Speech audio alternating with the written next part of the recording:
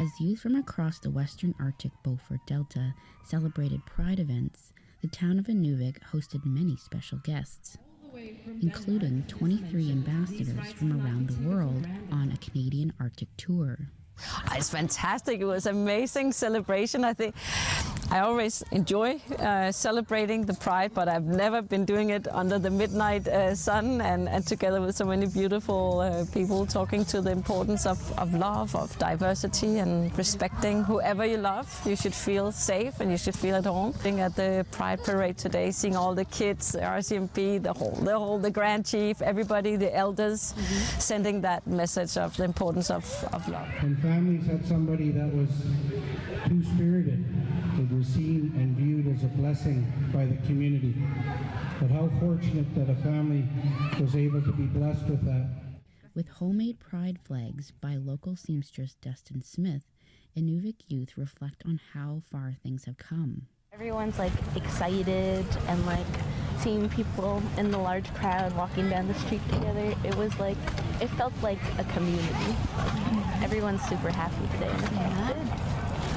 Yeah, it was really happy today. I'm so happy to celebrate Pride today. It was very nice.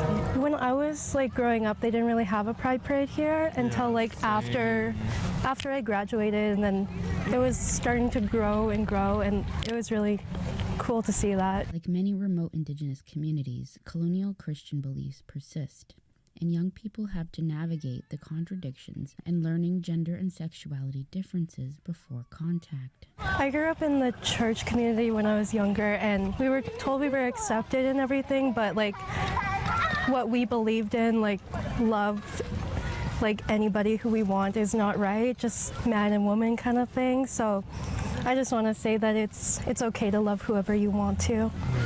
I feel like nowadays everyone's starting to step away from the church and like realize like just love is love, and just being who we are, like two-spirited and all that. Yeah, even like back in the old days we had those two-spirited. Right before the church came in. Yeah.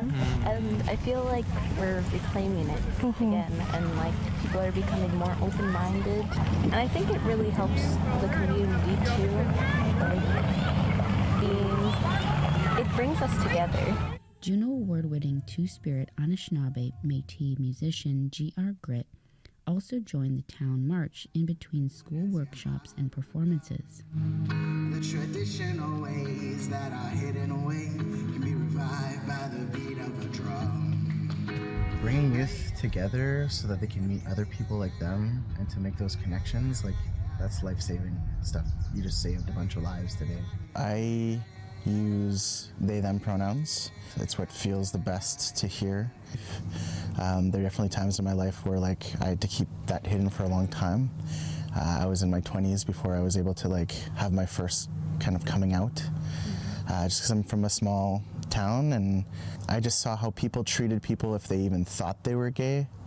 So much celebration and acknowledgement and validation, and making sure that people feel loved, because there's been the absence of love, and also the presence of hate. While the public parade festivities were full of excitement, a Aklavik LGBTQ2S member, Frank Rubin's disappearance for over a month in Fort Smith remains heavy on people's minds, including a moment of silence at a Pride event at the Inuvik Community Greenhouse.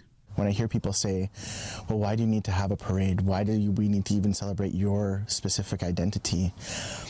To which I say, you know, when you go so many years of like marriage being illegal, or even just like love between two consenting adults who happen to be the same gender is illegal for so long, then you can talk to me.